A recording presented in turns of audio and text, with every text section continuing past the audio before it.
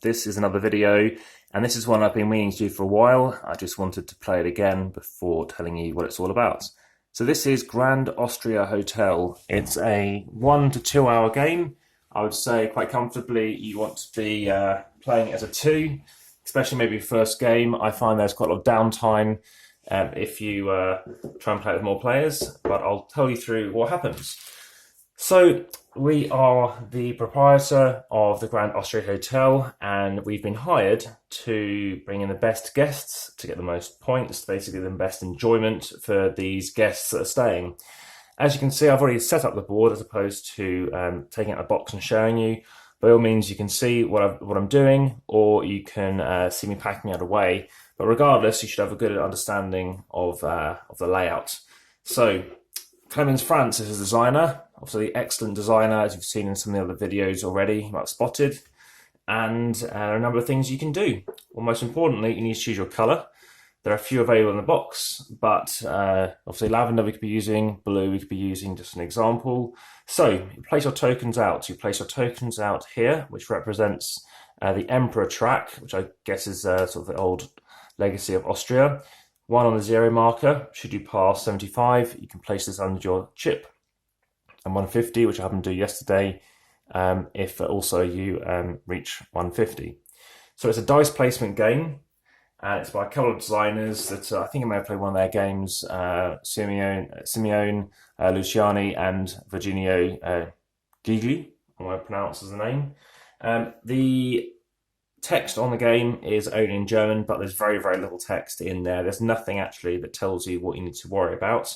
The only thing of reference is the fact that some locations or some people, for example, this says reserviert Grafin, is just telling you basically her name.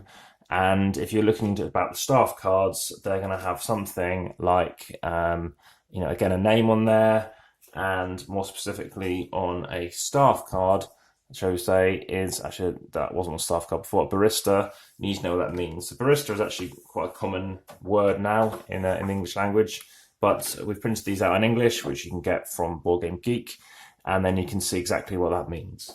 So I'll run you through some of these, basically what you get in a card. And what you need to do is, in addition to choosing your player, your first game, give everybody one of these staff card sets. So in this case, I've taken C. This was the one I had yesterday. It's given randomly, but I'll be telling you what these do in a second. So you're going to have a management of staff that you're looking after. You'll also be deciding who starts. So in a 2-player game, you'll be handing these out. That has 2 on the back. And what you're doing is you're shuffling them around and handing them. This means, like snake drafting, one person takes the first go, the other person takes their 2, and then you take the final go. If you're playing with more than 2 players, then you're playing with these little chaps, and of course, you're then taking some extra turns. Now, the downside, of course, you're then going to end up with the additional ones for 7, 8, and 6. Is whilst you're taking your turn here, you've got to wait a long time. That's why you play this game as a 2. Let me chuck those away and you'll see what else I'm doing. Loads of bags, thankfully, for the income that we could chuck them in. You're also going to be laying out these locations. These are basically marker points. So there's going to be a tile set for A's, there's another tile set for B's, and one for C. And they're going to be telling us what happens at certain moments in the game. The game goes quite swiftly, and it's just 7 rounds. So after the 3rd round, at the end of that, you go back 3 spaces on this track. Wherever you are, you're going to be scoring victory points. You'll be able to do something. In this case, you're drawing 3 cards from the staff deck, and then you can then buy one of them for 3 money less, so 3 money fewer. So if I take one of these cards, you'll see whenever I actually pick a 3 from here, which I'll explain in a second, you'll be getting 5 victory points. And normally you'd have to pay 3 for that, so that would be free. Sometimes the costs go up to 6. If you can't do that, you're going to lose 2 people. You're going to lose 2 of your staff cards. And instead of that, you can then choose to lose 5 victory points instead. So that goes there. Also, for over here, you're going to be laying out cards, and there'll be a stack of A cards, again, randomly shuffled. We have this for the first time. None of us managed to do this one. Shows you how difficult money is. So if you're the first person to do that, you're chucking a thing on there. and you're getting 15 victory points at the end. The next person gets 10, and of course, in a 4-player, nobody's going to be able to do that one as well. But to be honest, I think the severity of these cards and what everyone else is picking, it's unlikely we've been able to do it anyway. Over here, this is about completing rooms. So as you might spot, the game is only just about fitting on the table, but yeah, with this size of the aperture. But in this case, you need to be completing all of the red rooms, the blue rooms, or the yellow rooms. So if we look down on my board, this is another person's board, just to give you references to how you kind of play it.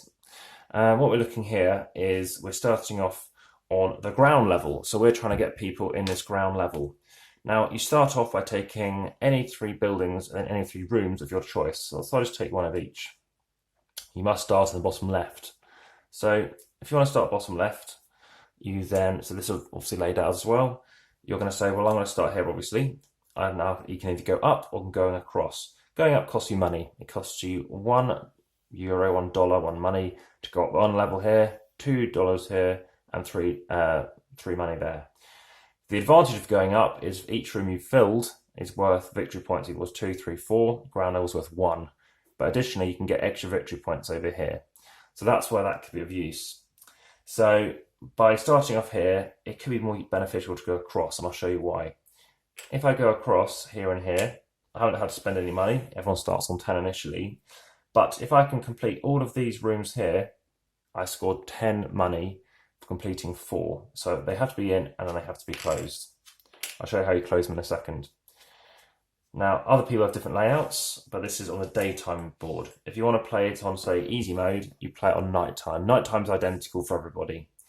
So, going back to, say, this example, so it's unique for everybody, my board is a bit more tailored for money because it's easiest for me to get that. Others might be tailored to getting Emperor points. As you can see, if you don't get any Emperor points, you're going to get some quite negative bonuses or a lack of bonus. But over here, if I complete these 2, I'll get 3 Emperor points. So three Emperor points on the track. Over here, if I complete 3 of these, I'm going to be getting myself 9 victory points. So different things you can do over there. That goes back on that. Also over here, you are going to be having various cubes. Now, I'll explain what these are in a second. I don't mind that they are what they are, but we have red wine, coffee, strudel, and cake. So there's some options there that you'll be taking to basically provide currency for these characters. So, got your board, you've placed your things out, you put it on 10. I'm going to roll this in a second, we'll assume I'll be going first. You've got your hand of cards here. Again, you can do it completely shuffled and random, but the downside is some people can have some quite good cards. And that can be interpretive, of course. You've shuffled and placed out 5 cards here, and the cost of hiring them is down here. We've placed out these cards here, put B back, so explained what happens here. The final one is over here, which is if you complete 3 red rooms, 3 green rooms, or yellow rooms, and 3 blue rooms, you're going to get 15 victory points if you're the first to do that. So there's another way of getting points. And these 15 points are probably the quickest or the greatest percentage of points that you're going to get in a game. So yesterday, that was around 10% of my points just doing one of those cards. So we've played all the cards. It's now to do the most important thing, which is rolling these dice. So you place them all out and you place them where they're meant to go. So let's do it in order. So if I did like a 1, it lets me take, I'll say brown cubes. Brown cubes and white cubes, but I must take more brown than white. So with those, as I have 2, it lets me take 2. So I can take 1 brown and 1 white. I could take 2 brown if I wanted to. I could take 2 cake. But let's see what I have here. Brown is fine for me, so let's assume I go for that one. So let's take 2 of those and I put them here. But I might not want to put them in my kitchen just yet, because for every 3 I need to pay $1. I said money's tight in this. So let's just come back and consider other options. Over here, I must take wine and more wine than coffee. So being only 1 die, I'll be able to take 1 wine.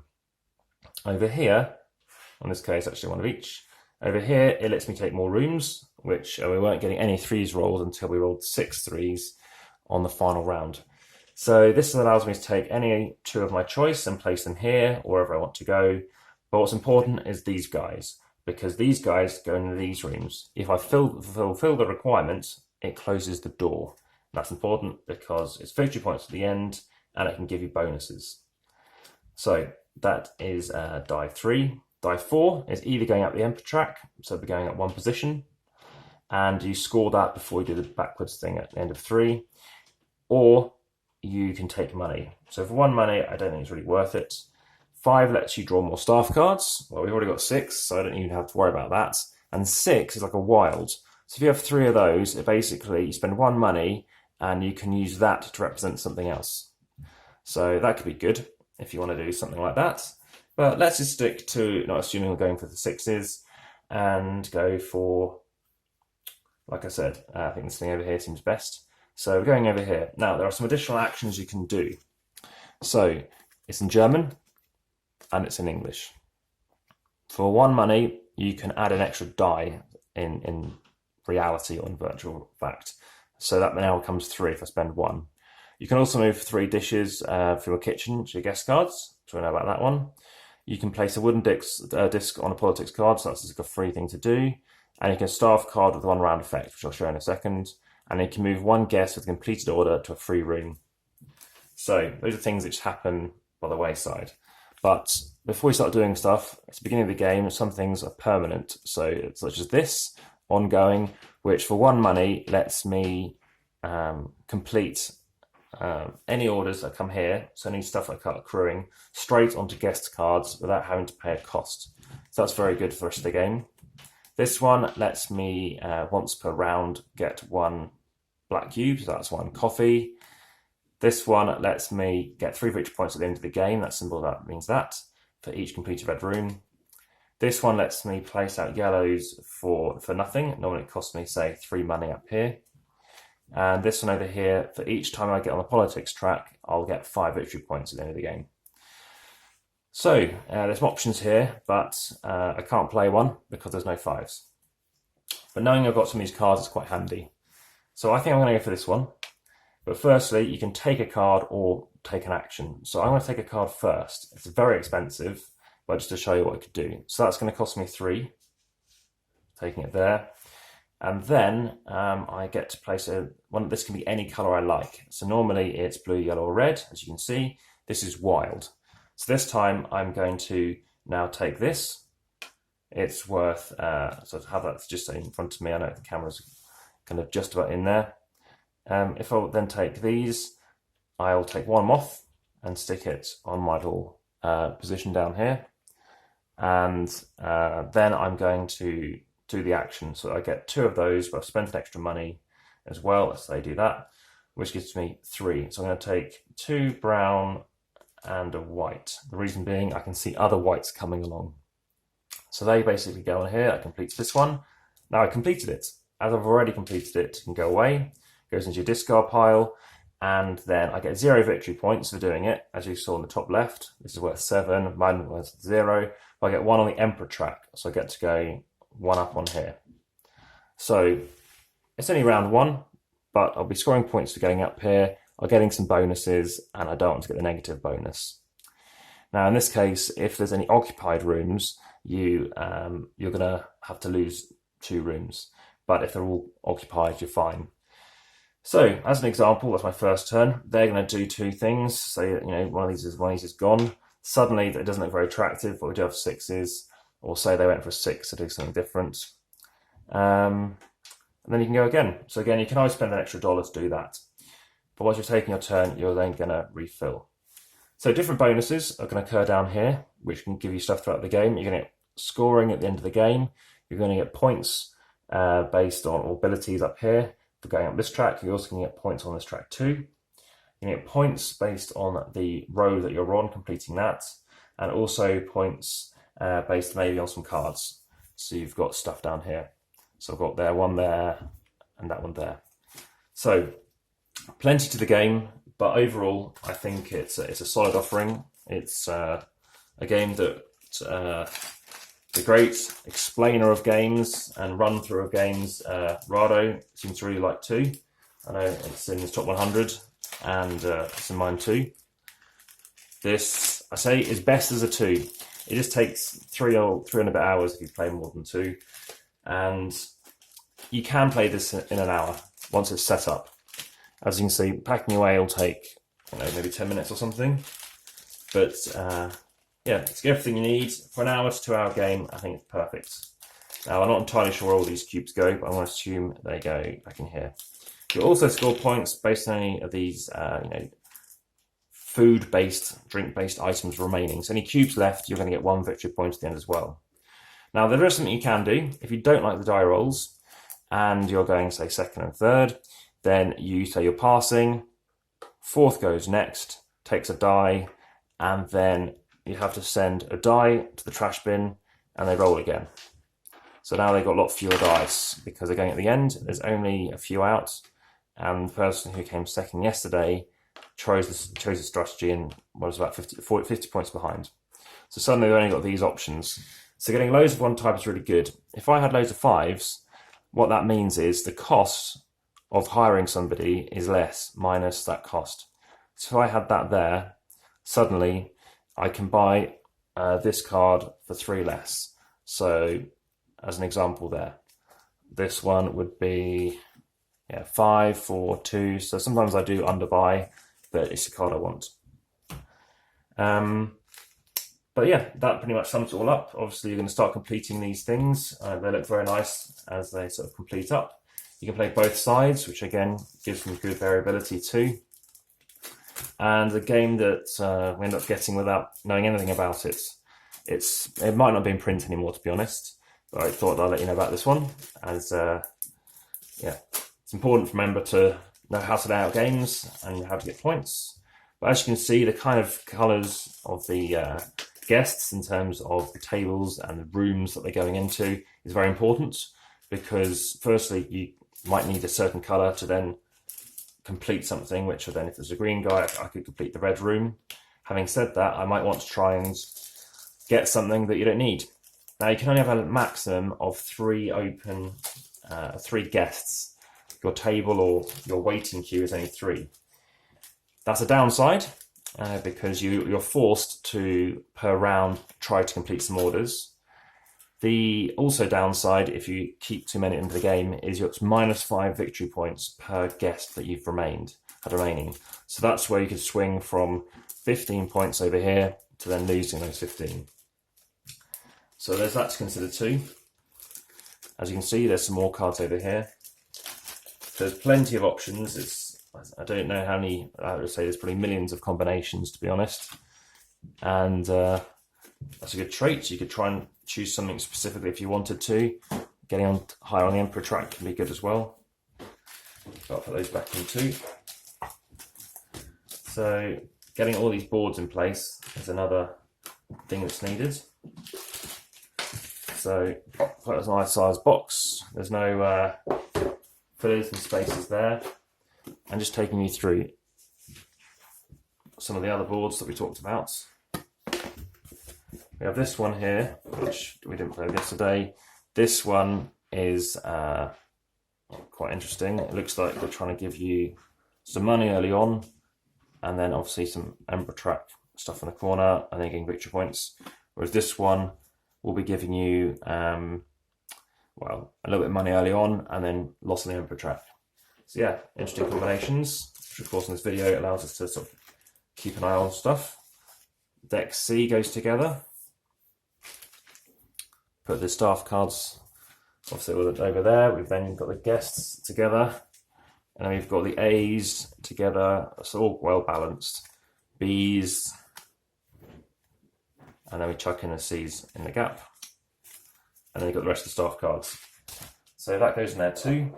We can find some more bags potentially. Just chucking this on the box. Chuck in the rules. The original rules actually are in English as well, but by having an extra copy is very handy, so you don't have to keep passing around. So, dice, you can chuck those in the bag next. Quite big dice, a bit bigger than standard.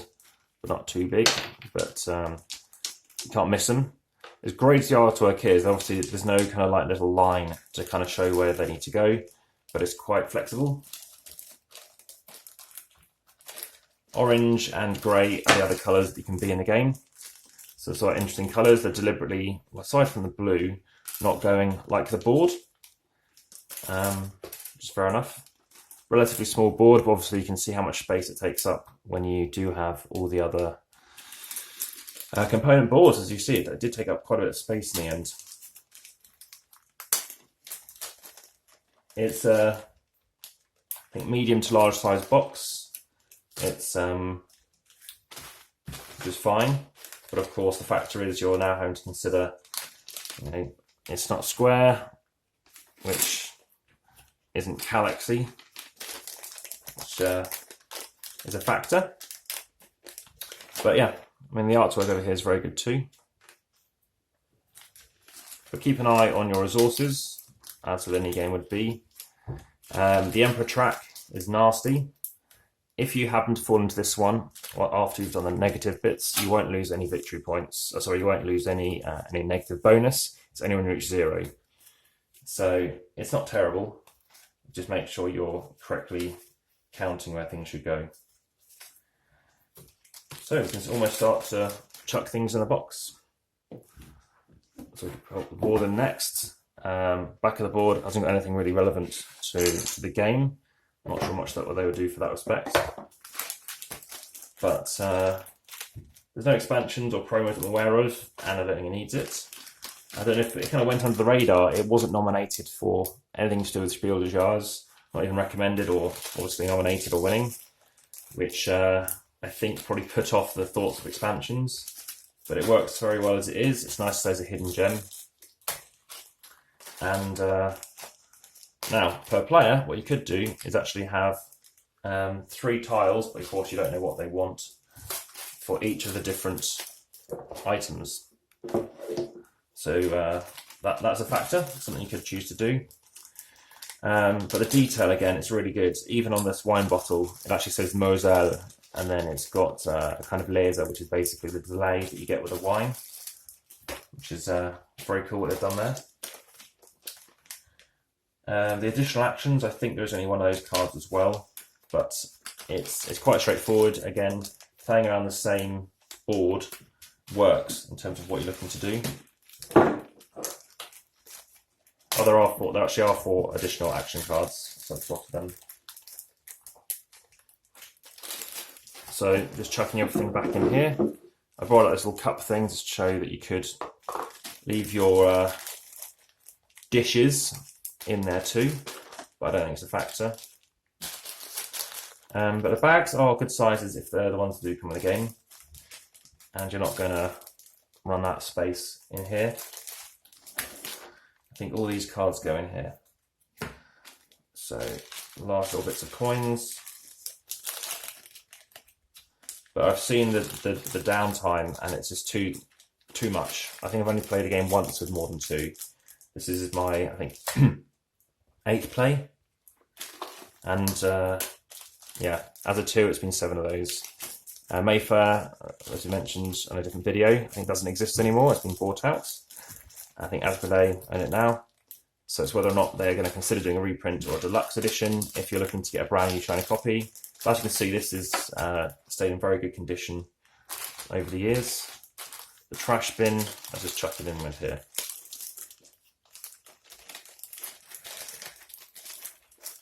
I'll get an opinion on whether I'm doing this correct in a second. But we do have the white cubes can go in. And then we get onto the weighing, because as you can see, there's lots of boards, there are lots of tiles, and eventually that does start to stack up.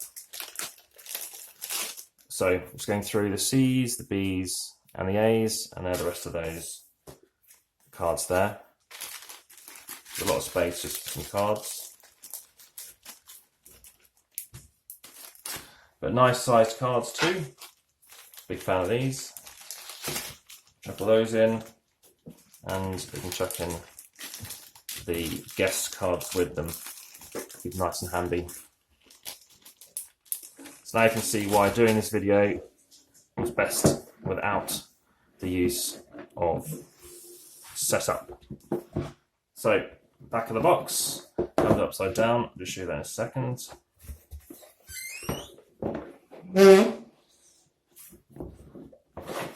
You've got a list of basically how you lay things out, where you're placing your dice, and what you're going to do. So, yep, it's all fitting nicely in there. Nothing's going to get crushed around. It's only the cards and they're going to have to stack. So what's the weight going to be? Like I said, this does have a bit of a weight to it. So let's see what we can bring out. So Grand Austria Hotel, 1,437 grams. So if you want to look something which is dice placement and specifically is great as a 2, then I highly recommend this game. It's something willing to play, and now I also know how to teach it by watching this again. Thank you very much for watching, and I'll be uploading another video today. So please consider subscribing to consider seeing everything as soon as it comes out. Thank you, and goodbye.